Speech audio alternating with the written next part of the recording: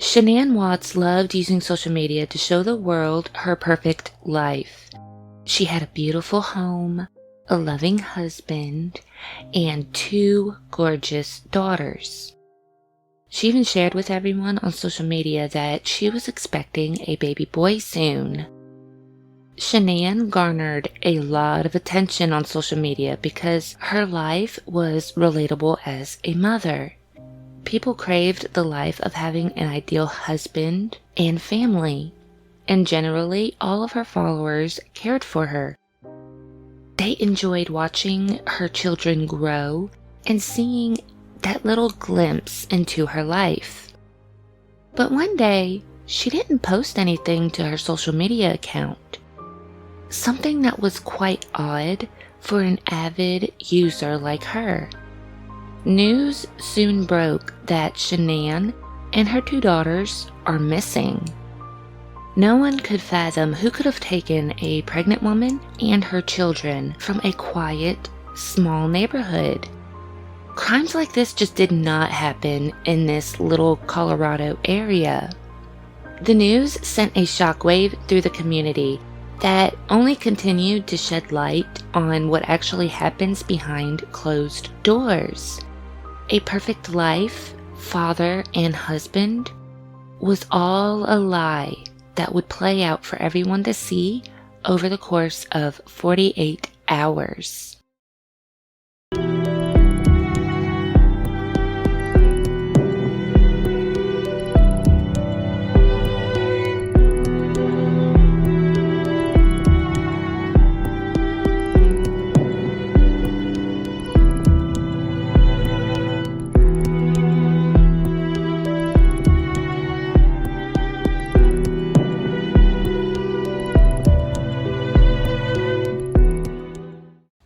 Welcome to another episode of Crimson Sin with Tamsin Leigh. I am your host, Tamsin Leigh. Full show notes and sources can be found at tamsinleigh.crimsonsin.podbean.com. This case was fairly recent, and I can remember clear as day what I was doing when news of the story broke. And I want to state that it was hard for me to cover this case. When these crime stories include children and babies, it is just so hard for me. So, with that being said, this true crime story, which I am sure most of my listeners are familiar with, does include familicide. If you are sensitive to this topic, please don't listen any further. However, when it came to the kids, I did not look up any of the gory, gruesome details, to be honest. This episode does not include any gory details pertaining to the children. Most of my research comes from the documentary Suburban Nightmare Chris Watts. I watched this documentary on Tubi TV. It's a great documentary to watch, which I highly recommend. It tells the story of what happened through Shanann Watts' social media accounts. It is a very fascinating documentary to watch. So let's get into the Watts family. Frederick, Colorado is a suburban area in Denver that does not experience a lot of crime. It's a small town where not a lot goes on in the realm of bad experiences. It's generally a quiet neighborhood where children can play safely. They can play, ride their bikes on the streets and, stuff like that. Basically, it's the perfect place to raise a family. But on August 13th, 2018, everyone's view of this perfect neighborhood will be shattered. 34-year-old Shanann Watts, who is 15 weeks pregnant, went missing with her 3- and 4-year-old daughters. Shanann lived in Frederick, Colorado for 6 years with her husband Chris and their 2 daughters, Bella and Celeste, who they call Cece. Shanann always doted on her little family, even talked greatly of her husband, stating how much she loved him and how he was her rock. Most of Shanann and Chris's life was documented on social media. Shanann always shared videos and pictures of her family, which is a focus for the documentary. I highly recommend watching this documentary as it uses the timeline of events from Shanann's life and shows how people perform or more of a front when using social media and how it just contrasts greatly from reality. Shanann and Chris originally came from North Carolina. Shanann appeared to have a hard time with health issues in her early adulthood. She was later diagnosed with lupus in May 2010. If you are not familiar with lupus is an inflammatory disease caused when the immune system attacks its own tissues. It can affect the joints, skin, kidneys, blood cells, brain, heart, and lungs. Symptoms vary, but can include fatigue, joint pain, rash, and fever. These symptoms can periodically get worse, which is also known as a flare-up, and then improve.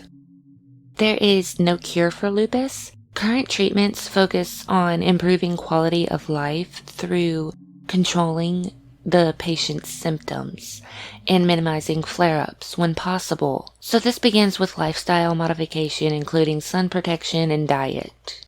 Further disease management includes medications such as anti-inflammatories and steroids. That same year in 2010, Shanann met Chris Watts. What really made him special to her was on their very first date.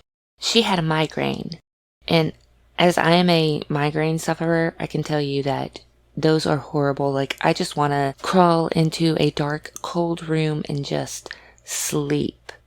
But instead of just dropping her off at home or rescheduling their date, he allowed her to rest her head in his lap. She fell asleep, waking up 3 hours later with him still sitting there and her head still in his lap. He didn't move at all. For those 3 hours, he just sat there with her sleeping in his lap. He accommodated her needs without being asked, and he didn't judge her at all. So Chris appeared to be this really sweet guy who comforted her when she needed him. He was an amazing husband to her. Shanann and Chris married in November 2012 and moved to Frederick, Colorado, where Chris finds work as an oil field worker. The following year, the couple welcomed their daughter Bella. 19 months later, their daughter Cece was born. After settling down and having their 2 kids, Shanann begins work as a marketing representative for a weight loss supplement company called Thrive. The job was fitting for her because she could work from home while still managing her health issues and watching her daughters.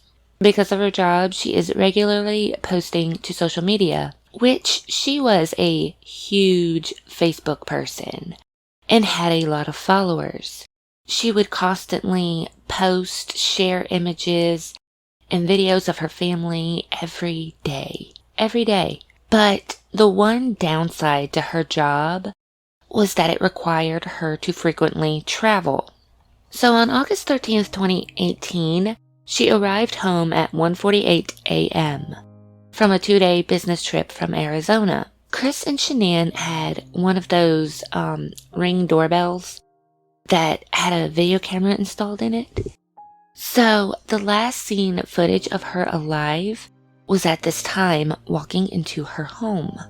The next morning, emergency services were contacted by a concerned friend of Shanann's named Nicole Atkinson. She told them that she had dropped her friend off at home the previous night, but hadn't heard from her since.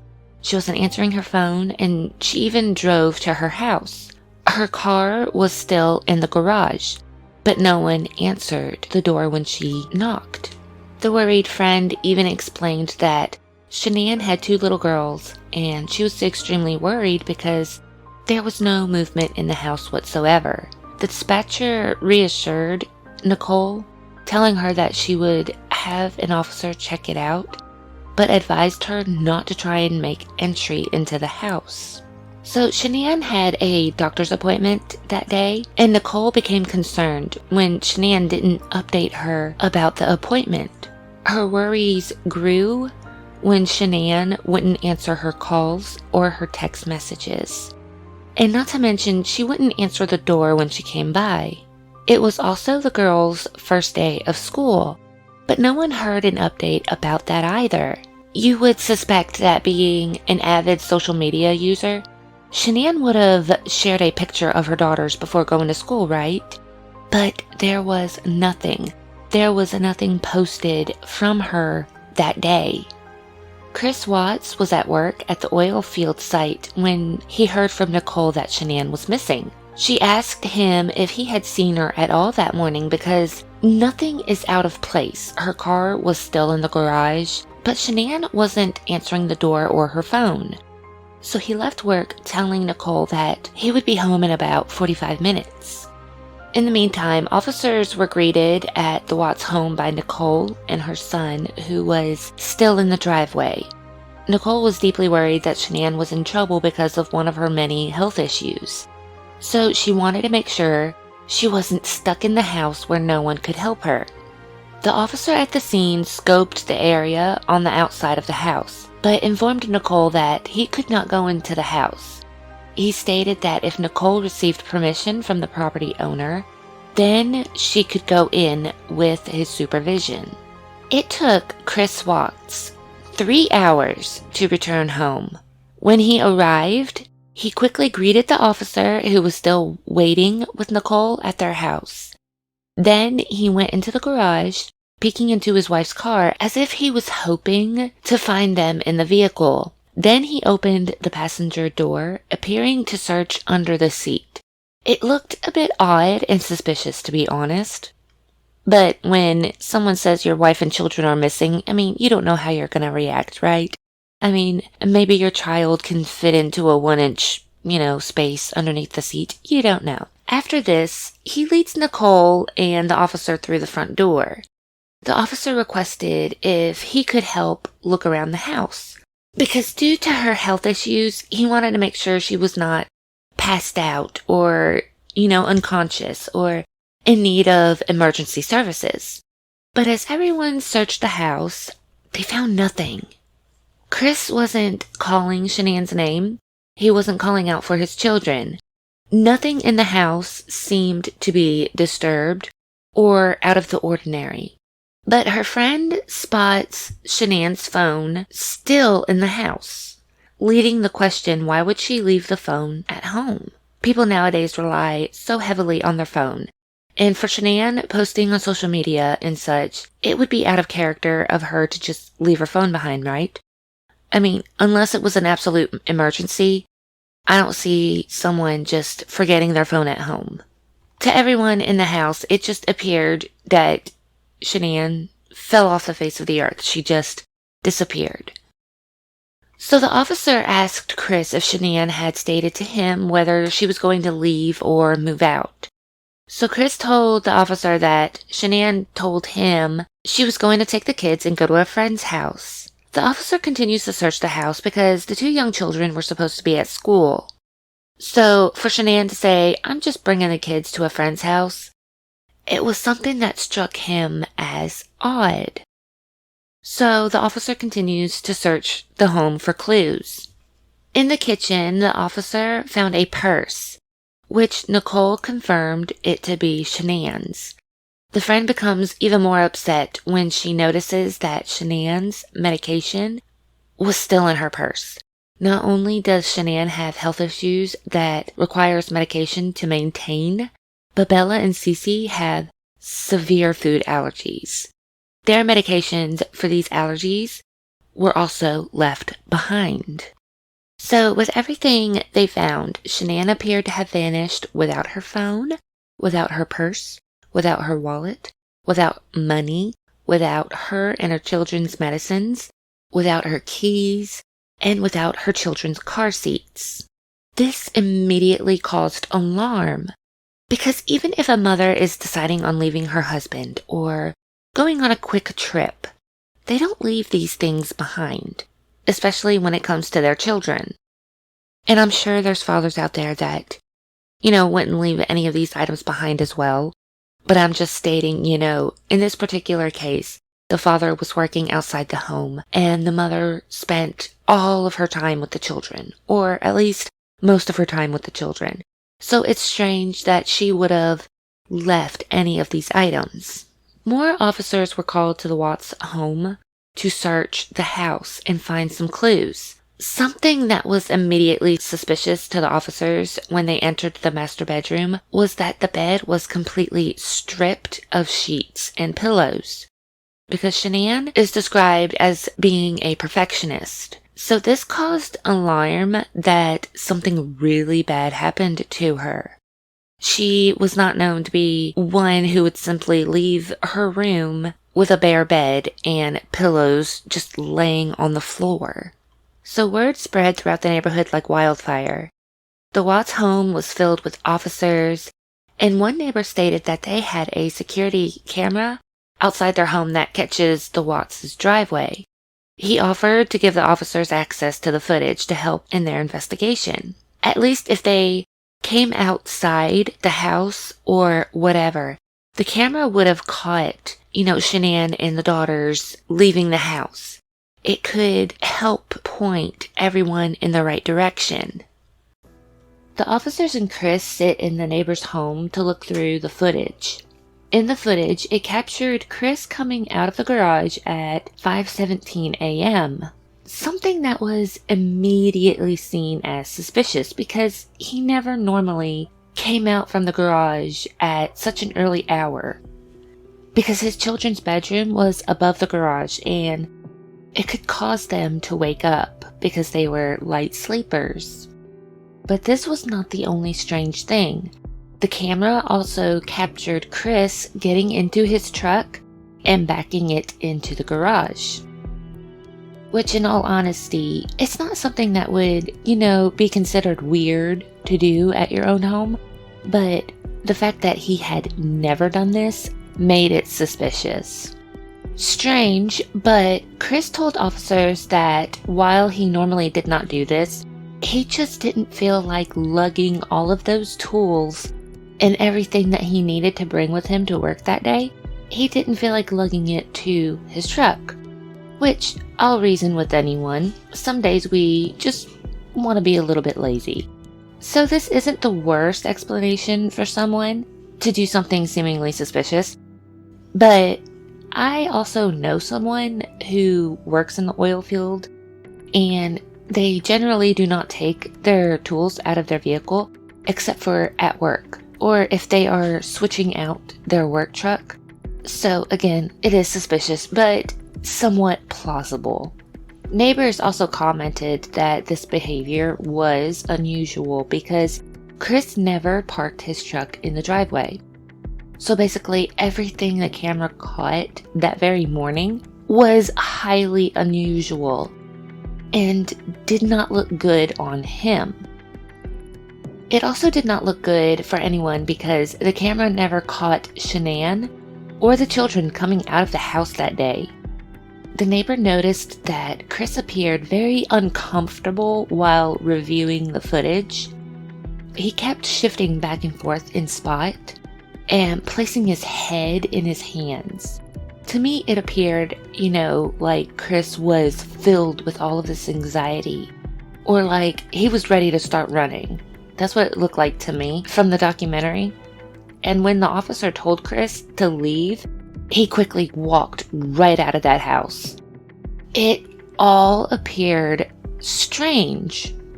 As soon as Chris left, the neighbor commented to the officer that Chris was not acting right at all. He said that Chris was never fidgety and never talks. With him blabbing his mouth off, it made him feel kind of suspicious. The officer stated, "Yeah, but also put yourself in his position." Basically, the officer was trying to reason with Chris. You don't know how you're going to react in this type of situation.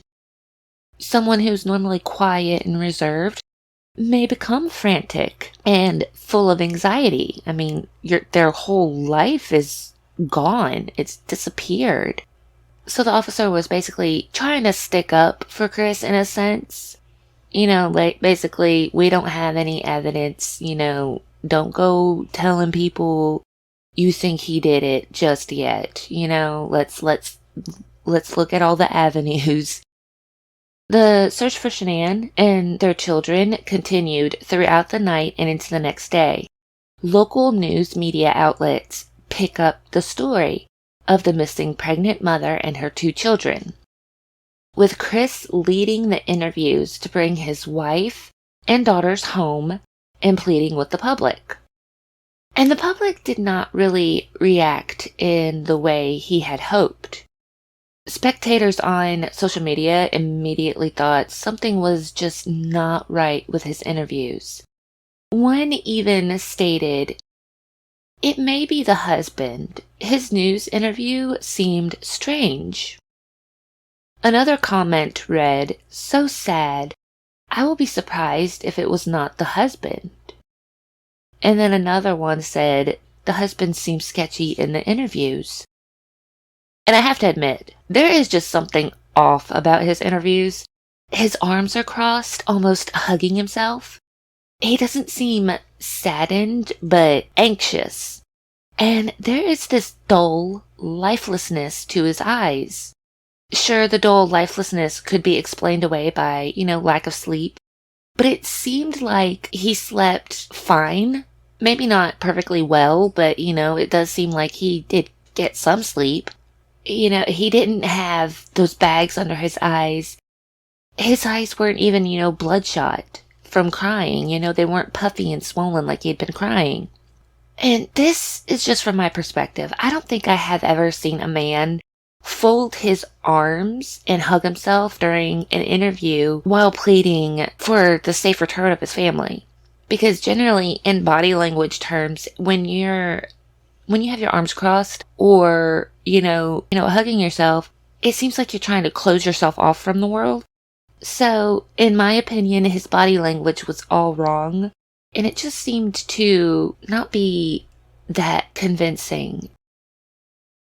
During one of his media interviews, the Frederick Police Department interrupts to inform Chris that they need everyone to leave the house because they had a search warrant to search it. They also had tracker dogs, so this was the main reason why they had everyone leave the house, because they wanted the dogs to pick up Shanann's scent. But even with the canine dogs and a thorough search of the house, there was nothing showing any indication of where Shanann or the girls could have went. Neighbors started handing out flyers for the missing family, and police were handing out these flyers in town to people and knocking on people's doors. With no word or no leads, people started turning to Shanann's social media to find answers. People of the internet decided to become detectives to figure out what happened to this pregnant woman and her children. Again, Shanann was a big social media fan, always posting about her daily life, whether it was to keep her family, who lived in North Carolina, in the loop, or what have you. She had a huge following for her business and so many friends on her personal page. One such video Shanann shared that piqued everyone's interest was the video where she shared her announcement to her husband that she was pregnant with their 3rd child. He did not appear as happy as you would expect. Mind you, it is a big deal and can catch you off guard, right? It is also something that for some people, they do need, a few minutes to digest, that information before they become really excited and happy. However, the way he reacted did not seem enthusiastic at all. It seemed more like, oh, great. So, needless to say, Chris did not show the reaction that Shanann was most likely hoping for the video. And soon, everyone would learn that the fun, sunny family that Shanann Watts portrayed on social media was nothing but a sham. Nothing more than just an act for the cameras. So authorities started to dig into the couple's finances. They discovered that the Wattses are $70,000 in debt, and their homeowners association was suing them for unpaid fees. There was speculation that because Chris felt that he was the man, his job was to provide, he was to have the job, he was the one the family was supposed to rely on. All the normal masculine things that, that are taught to boys growing up, right? They're supposed to provide all the finances, take care of and protect the family. When the money began drying up, it is speculated that he was questioning himself because he wasn't providing. But as you watch the videos, you kind of get the sense that Shanann was the one who ran everything. She ran the household, she ran the kids, and essentially she also ran Chris, which that makes it to where she held all the power in the relationship, right? Which I think both should have the power, but that's just me. But again, there are people out there who need to have someone who runs everything. But that's a topic for a different day with psychology, so we're not going to discuss all of that here. Anyway, as I stated earlier, when you look at her social media posts, you could see that she doted on her family a lot, especially her husband.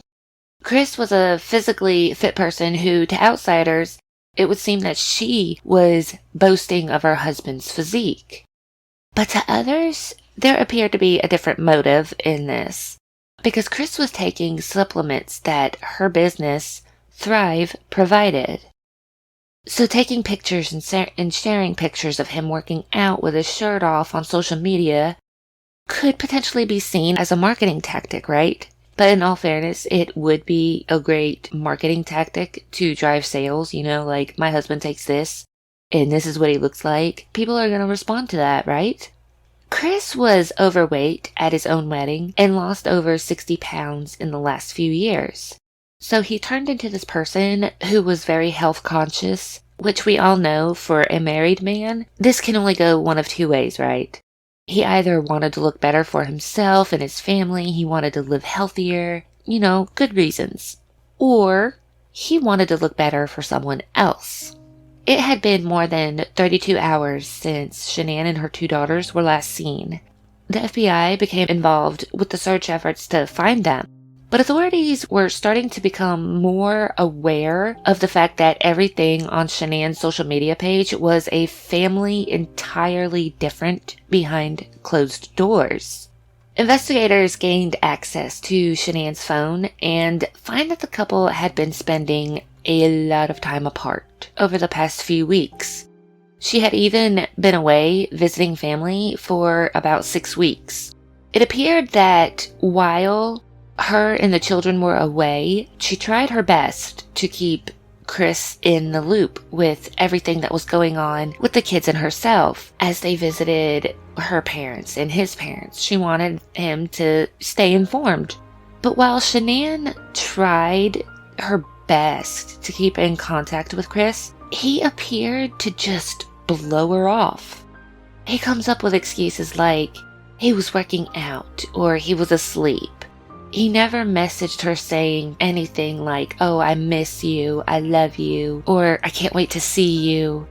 Nothing like that. Nothing to show that he was happily awaiting her and his children's return. He did not convey any emotion towards that whatsoever. So as her frustration with Chris's behavior started to pile up, many suspected maybe that's why she started to overshare on social media. And not anything negative, She wasn't sharing anything negative, really, but she was just trying to grab the right person's attention. You know what I mean? I guess in a sense, she was kind of like hoping Chris would see it and maybe reach out to her or something. I don't know. That's up for speculation. So on July 31st, 2018, Chris meets up with his family in North Carolina. Shanann was more than eager to record the moment when the family was back together again. But to many, it seemed as though it was more for show than for memories. And I'm not trying to paint her as a bad person or question why she did these things. But to many, after learning of everything, they began to start wondering if it was all just for show, and it did seem to appear that Chris was frustrated with this. However, he would never tell Shanann that he was annoyed. Investigators learned more about his displeasure when they began speaking to Shanann's friends. One instance that stuck out in Nicole's mind was that when Shanann was in North Carolina with the children, and she got in a huge fight with Chris's mother, and she posted it all over Facebook. The argument was over the grandmother buying ice cream that contained everything that Cece was allergic to. The grandmother asked for a list of things that the baby was allergic to because she was planning on having this ice cream night with all the grandkids. But the ice cream she bought had tree nuts in it. So personally, I understand that this is frustrating, but how often does the Watts family visit their family? Sure, the grandmother asked for a list, but if you're not used to, trying to figure out where the food allergen spot is at, then it's something easy to overlook. While it is in this bold print, food may contain, tree nuts or peanuts or something like that, or, this food was created in a facility that deals with peanuts, tree nuts, dairy, wheat, whatever. Even though it has that written on it and it's in bold letters, the print is very tiny. And it's very tiny because of all the other things that have to be listed on these products. So with that being said, I can understand why this could have been looked over. And to be honest, I feel like Shanann probably should have been there to help find an ice cream that was appropriate for her child. Because people do make mistakes, right? I don't want to downplay the seriousness of food allergens because it is very serious and it can be life-threatening. But again, I'm a mother. My child so far does not appear to have any food allergies so far. But if she had a food allergy, I would probably, be the one making sure that all of the food she consumes does not have that food allergen in it. Not to say that I wouldn't trust, the grandmother, but it would give me that peace of mind, And also, I'm not trying to downplay the seriousness of, this accident, because it could have ended badly if Shanann did not catch the mistake in time. So Shanann tells Chris, "You need to talk to your mother. I don't want to see her ever again." From this mistake, Shanann didn't want anything to do with Chris's mother from then on. So investigators talk to Chris about this little tiff. He tells them that this feud has been a long-standing instance of their relationship. Chris told them that his mother and sister always had something against Shanann. They never thought she was good enough for him and always blamed her for taking him away from the family by moving to Colorado. Chris Watts' mother had always stated that Shanann isolated him away from the family. Which, okay, this is kind of a cliched thing to hear. You always hear this, whether it's from the husband's family or the wife's family. It's always, I think it's something that everyone can relate to. The in-laws are always blaming their child's spouse for taking them away from their family, basically. But, it's just kind of life. You get married, have your kids, you have your own life. So, yeah, you get wrapped up in your own life. So you don't mean to drop them on the wayside, but that's just kind of how everyone's busy. As he continued in the interview, Chris started to open up more about his relationship with Shanann and admitted that the couple had a fight the night before her disappearance. And he thought that she was just at someone's house decompressing. The problem with this interview was that his children were also missing, and the detectives had a problem with his demeanor. Parents who do not know where their children are and believe that something bad has happened to them or is happening to them are just a wreck. The parents are grieving. They are crying uncontrollably. Their eyes are puffy from crying, from lack of sleep, begging and pleading the officers for their child's or children's safe return, right? But Chris While he did appear, a little sad, he didn't show any of these emotions. So again, it made investigators very concerned. Investigators then asked if he knew whether Shanann got close to anyone, like started having an affair. Chris denied this, stating that if that was the case, then she was very secretive about it, and he had no idea. He was never suspicious of her being unfaithful, so the investigator drew the conversation toward Chris, stating that he noticed he had lost a lot of weight and is pretty fit. The agent stated that it was not unusual for men who undergo such a change begin cheating. When he still denied this, the agent continued that he could only imagine that a girl inspired this transformation. Still, Chris denied the allegation. The investigator then asked if he would be willing to take a polygraph test, which Chris agreed to. In the meantime, investigators were digging into Shanann's text messages, where they found a text she had sent to a friend claiming that Chris had not touched her all week. He hadn't kissed her, and he would not talk to her except for when she would ask what was wrong. It was suspected that she became suspicious of Chris having an affair, especially when he came to visit them in North Carolina, but he just seemed disinterested. She even messaged her friend stating that Chris rejected any intimate time with her, even after being away from each other for 5 weeks. So she was pretty floored by his actions.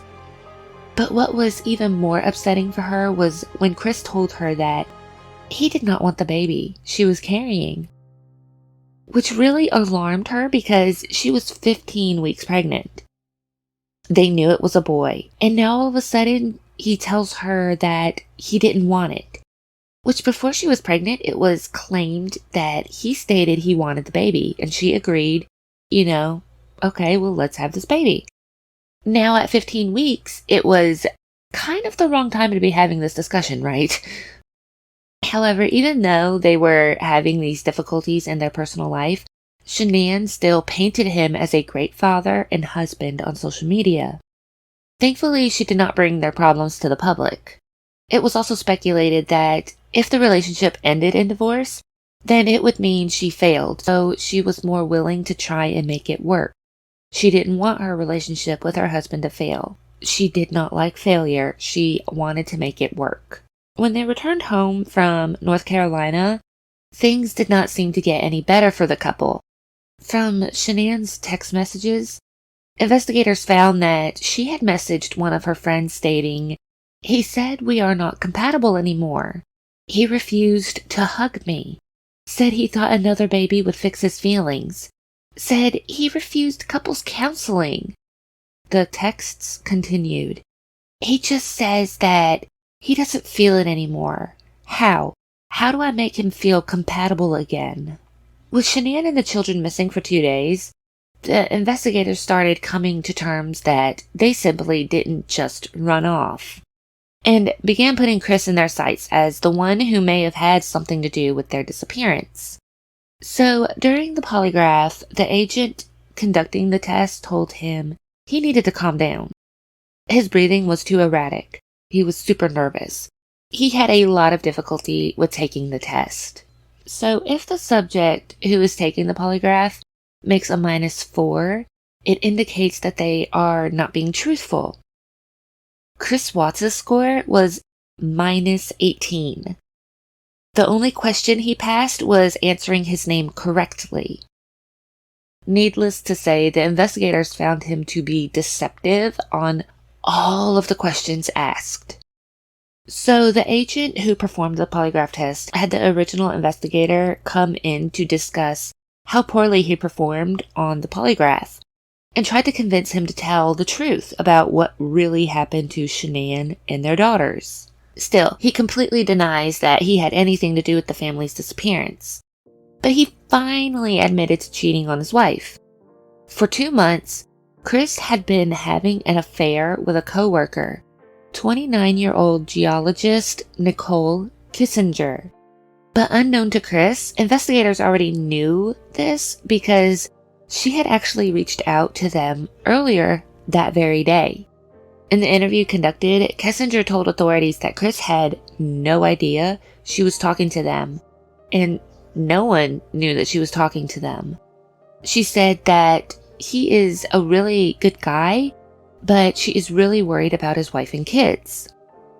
Kissinger continued that she had met him at work at the beginning of June.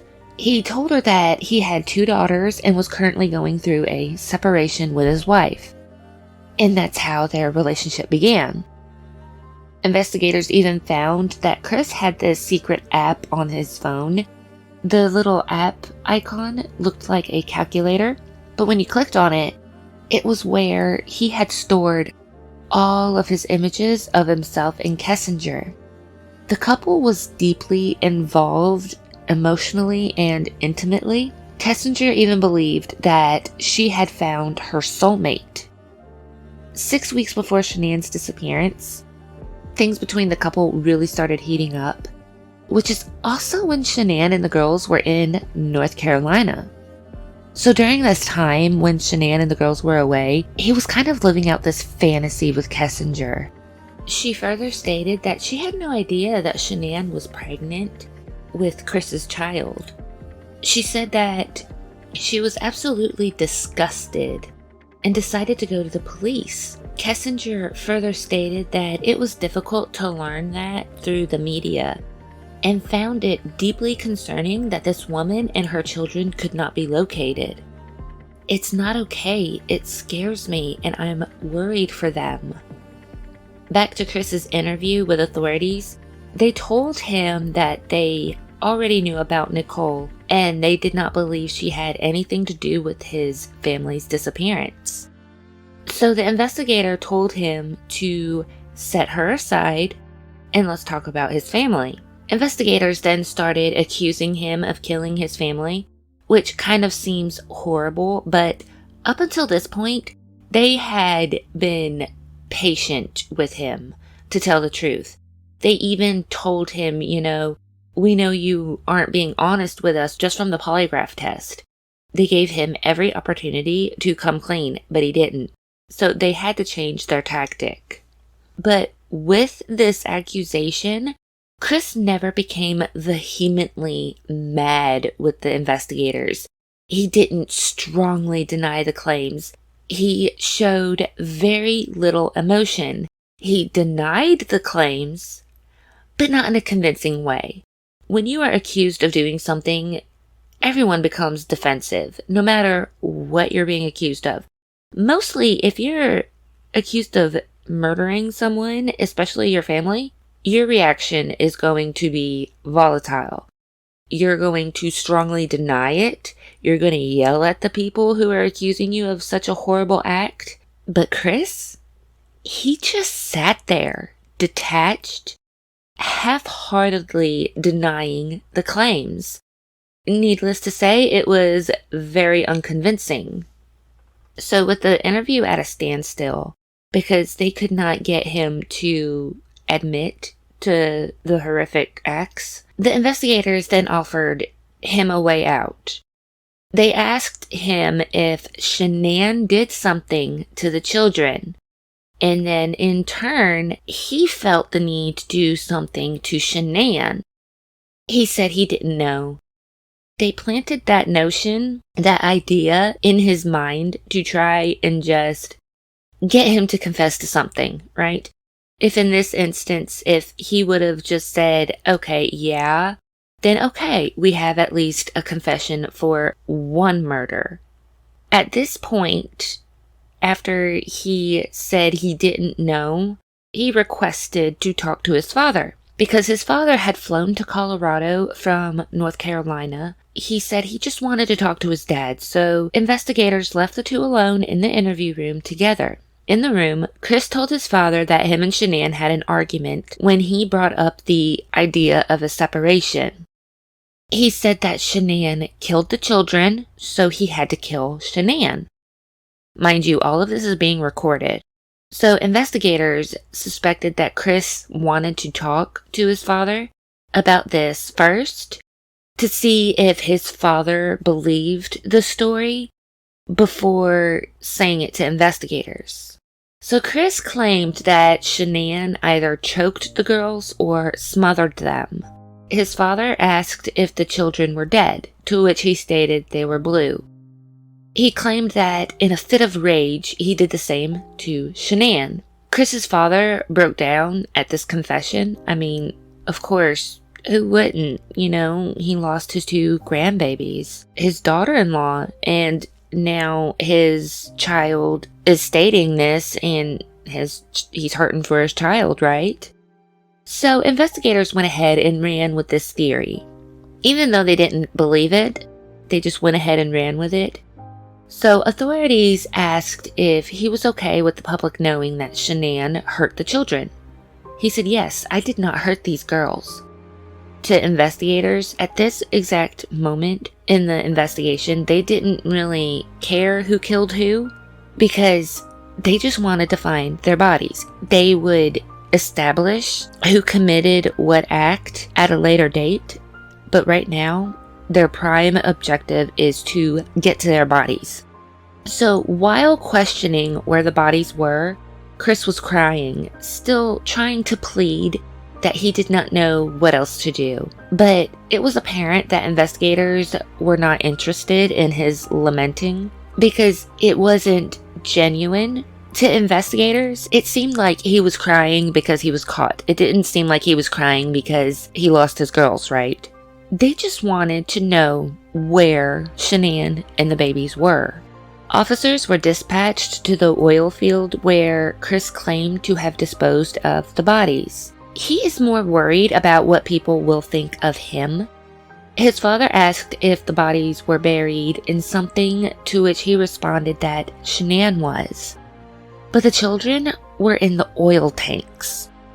After receiving this information about the family, investigators then continued to question Chris.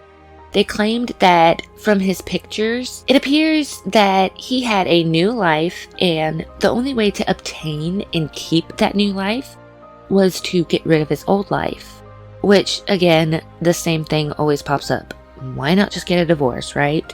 So investigators further claimed that they believed Chris killed the little girls that night before their mother returned home and then murdered his wife. At this point, authorities believe Chris to be a family annihilator, which is something that we are all, thinking that's obvious, isn't it? I mean, he killed his whole family. But this is an actual term used to profile a murderer. Family annihilators are those who are generally in their 30s, commits the murder on weekends, generally an act which is thought out and is committed through stressors and affairs. So with the family going through a financial struggle at the time and having an affair in relation to his age, Chris Watts perfectly matches this profile.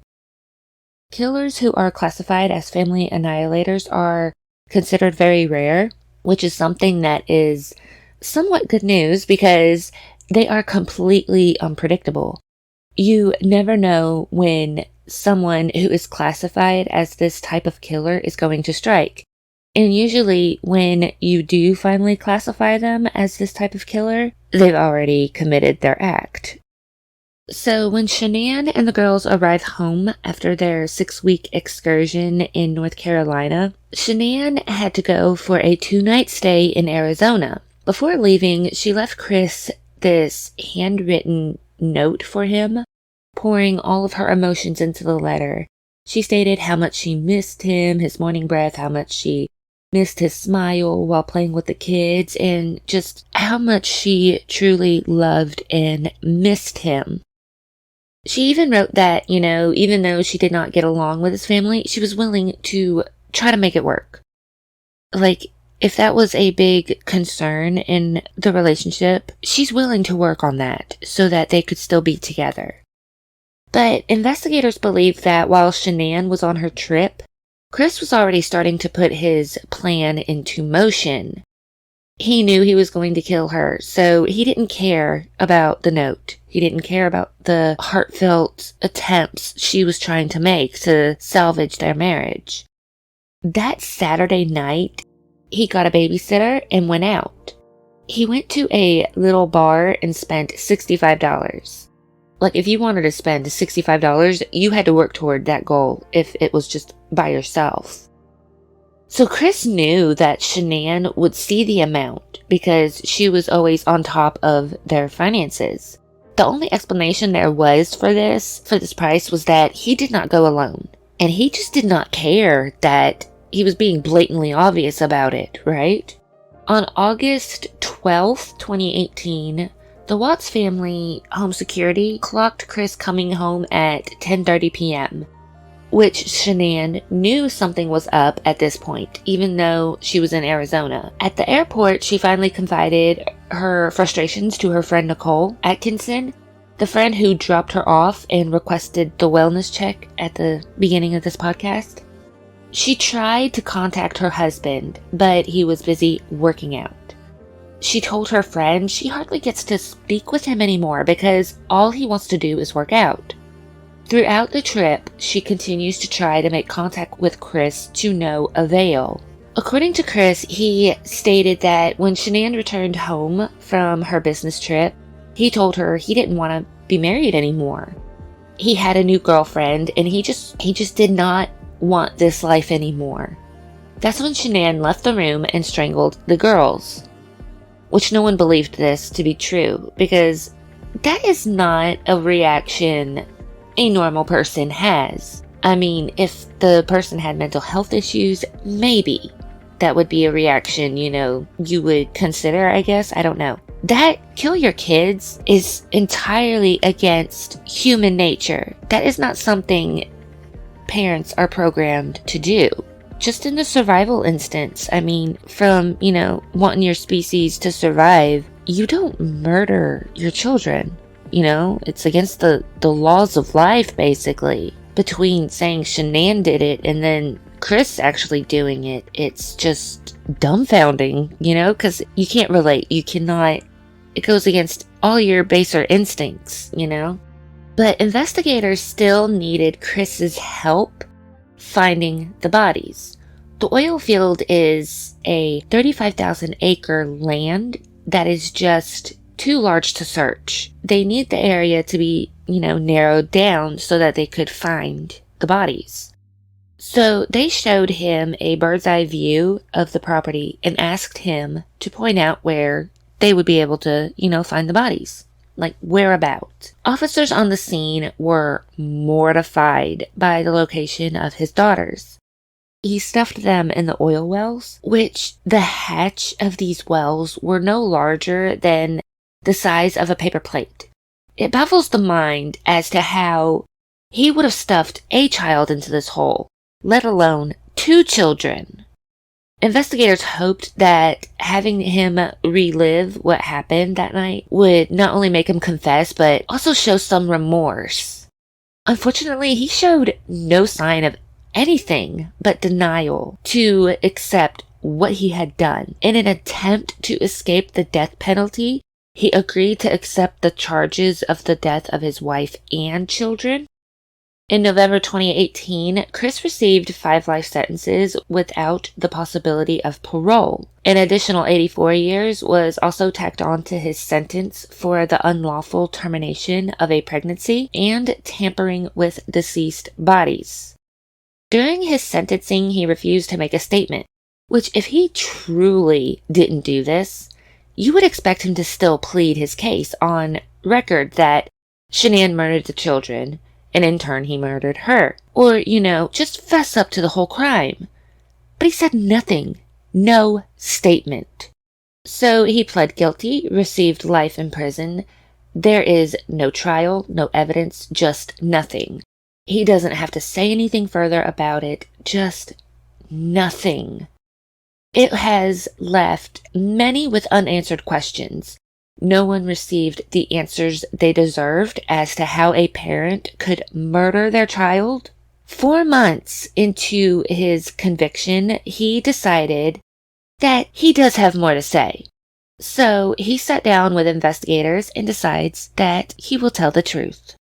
He said that he just felt like Shanann knew what was going on, and Saturday night was kind of the last straw.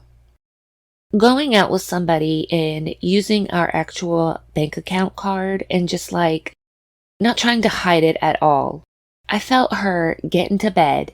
She started rubbing her hand on me and we ended up having sex. But when I woke up later on in the morning, I pretty much told her, I didn't think it was going to work anymore. And she was like, "What happened? What was last night?" She said, "I knew there was somebody else. I knew there was somebody else. I knew there was somebody else." I couldn't just say, "Yes, there's somebody else." But then she said, "You're never going to see the kids again. You're never going to see them again. Get off me." The investigators then asked him, what happened? Chris stated that he told Shanann that he didn't love her anymore, and that's when he put his hands around her, and that was it. He continued that it was an idea that was implanted in his mind, that's what he was going to do that morning, and he didn't understand why he couldn't just let go. The agent then asked what his wife did while he was strangling her, and he said she just laid there. She didn't even fight back. He killed her not long after being intimate with her, and it confuses and baffles a lot of people, including psychologists, because this was not, a common interaction. When Bella walked in the room, she asked her daddy, "What's wrong with Mommy?" Shanann was face down in the bed with the sheet over her, and it was the bed sheet that he had wrapped her in and used to bury her. That's when, he backed up the truck and placed Shanann on the floor in the back seat with the babies, who were questioning if their mommy was okay, to which Chris kept telling them that she would be fine. At this point, Shanann is dead and his daughters are alive. He brought them to the location where he planned on disposing of his wife's body. Once he arrived, he put a blanket over Cece's head and then did the same to Bella. Their autopsies showed that they were likely smothered. The autopsy conducted on Shanann showed that she had Oxycontin in her system. Chris admitted that he had been secretly giving her Oxycontin to try and terminate her pregnancy. He also later admitted in a letter that he initially tried to smother his children first before returning to bed with his wife. So when the two babies came into the room after he strangled Shanann, he was surprised. Both appeared as though they had been through some horrific trauma with bruised eyes, which obviously they would, considering that he tried to smother them. Anyway, for many, including myself who has a child, it is hard to imagine doing anything to put your child's life in danger. It's hard to imagine being capable of committing such an atrocious act. Your child trusts you, they depend on you, and he's a monster. I'm sorry. He's just a monster. Chris Watts destroyed so many lives with his selfish actions, and he didn't just destroy the lives of his immediate family, but tossed a whole community into mourning because there were a lot of people in their neighborhood that loved Shanann and those babies.